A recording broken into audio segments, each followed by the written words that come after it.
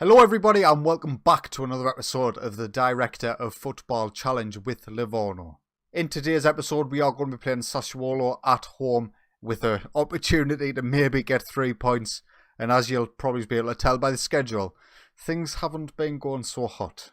So the last time we met was the 4-2 defeat against Inter Milan in the second game of the Serie A season. We followed that up away from home at AC Milan and got smashed 3-0. Although actually if you look at the stats, things weren't as clear cut as they might first seem looking at the scoreline, but they were definitely a lot more clinical than us. Andrea Conti, Matteo Politano and Alessio Romagnoli getting the goals for them. And as you can see by here, we didn't really create anything. We got our first win of the season though against Sampdoria at home, and this was pretty undeserved, to be honest with you. Albertazzi put us in front inside 29 minutes, then Garitano put us doubled our lead in the 48th minute, and actually Sampdoria were completely on top for most of this game. We actually started to come more into the game as we went 2-0 up. They sort of sat back maybe, or I'm not really sure, maybe a change of tactic messed things up for them. They weren't as dominant as they were at 0-0, but the first 3 points it was desperately needed. We then had a home tie against Atalanta and this is probably the most dominated we've got so far this season. Josep Elicic got them in front in the 46th minute. Alejandro Gomez and Musa Barro put Atalanta 3-0 up. We did get a goal back through La Mantia in the 89th minute, but yeah, we got absolutely destroyed in this game. We then went away to Genoa and absolutely, probably is the best performance of the season so far. Absolutely dominated them, but we could not find the back of the net. We ended up drawing 0-0 despite our dominance in possession and in shots. And this was actually, I changed the formation and tactics slightly in this game, and it did pay dividends in terms of the dominance of the match, but not so much in terms of goals. And we follow a very similar theme here at home to Frosinone, completely dominant in terms of shots and possession. But unfortunately, we could not find the back of the net. We're not actually creating them sort of chances that you need to create to get goals on Football Manager. So I'm still tinkering. I'm not really sure what to do.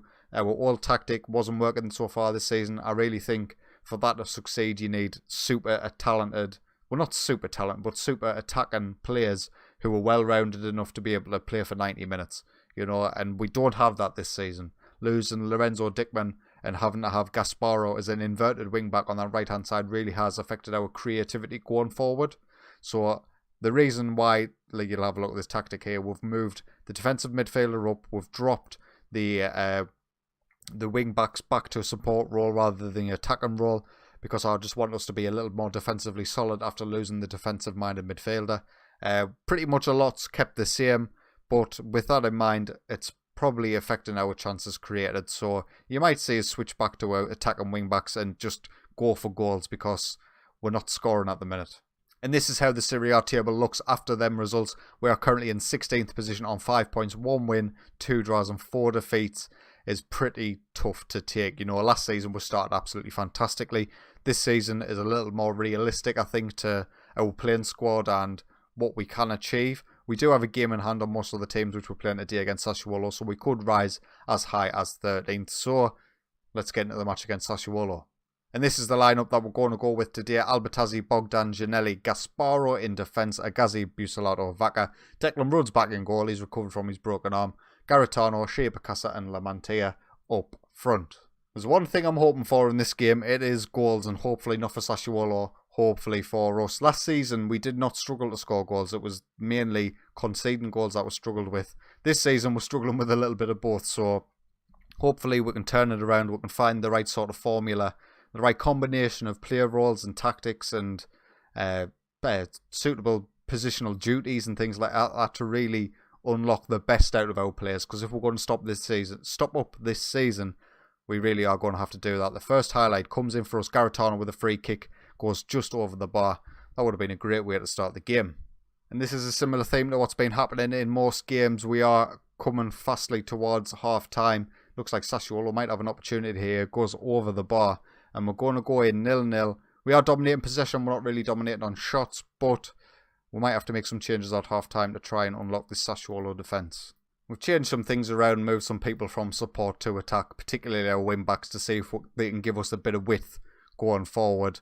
But hopefully it doesn't result in us being too defensively frail, which I fear it might. But Lamantia's in behind. Please finish this. Consigli, just let us score, please. The highlight continues though from this corner. Come on, get this in the back of the net. Albertazzi picks up the ball on the edge. Hopefully we can develop something. No, we can't. Another highlight now. Vaca going down this left-hand side, gets the ball into Shea Picasa. It is clear, but Agazi on the edge hits it just wide. We really need some luck. Going to go attacking for this last 25 minutes or so. Hopefully we can get a goal, and then I will revert back to type. I won't stay attacking if we do manage to score. Agazi on the ball now. Gasparo loses out to Caponia, and now there's so much space on this right-hand side. You've got to be careful of your man.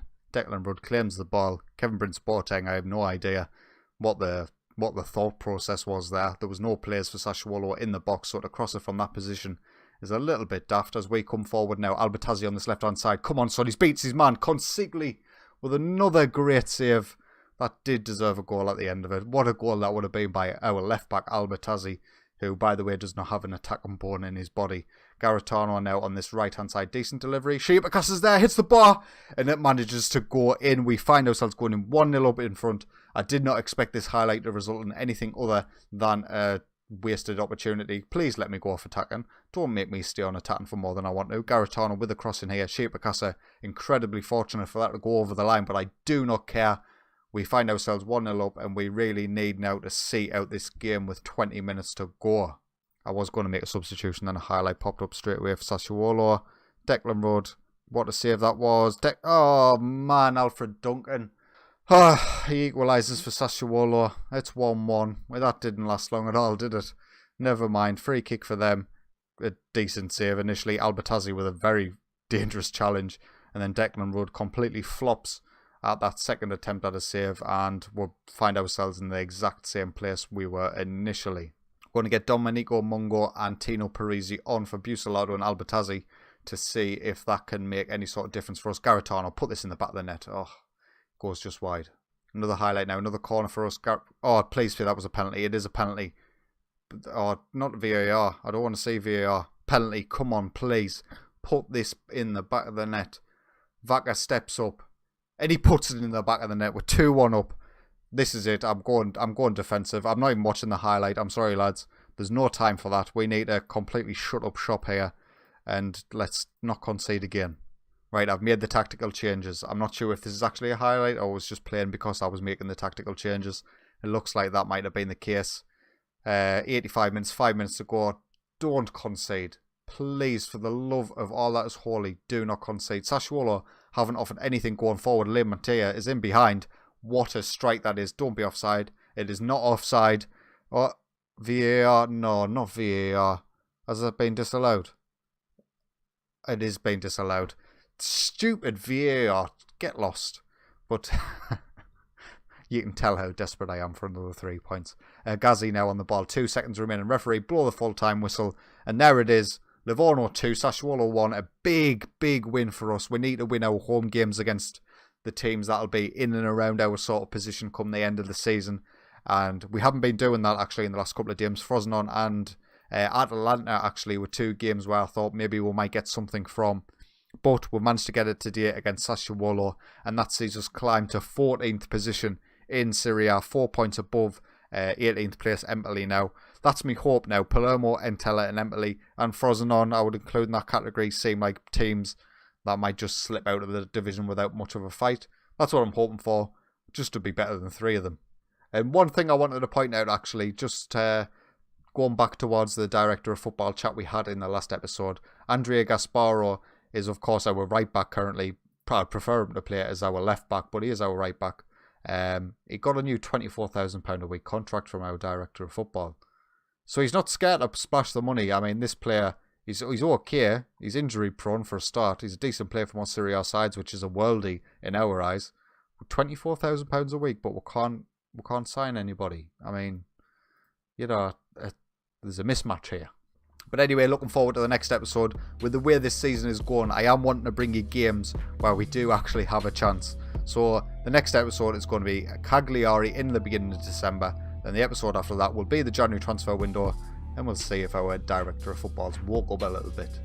If you have enjoyed today's video, please consider leaving a like. And if you enjoy my content, get yourself subscribed. But until next time, take it easy.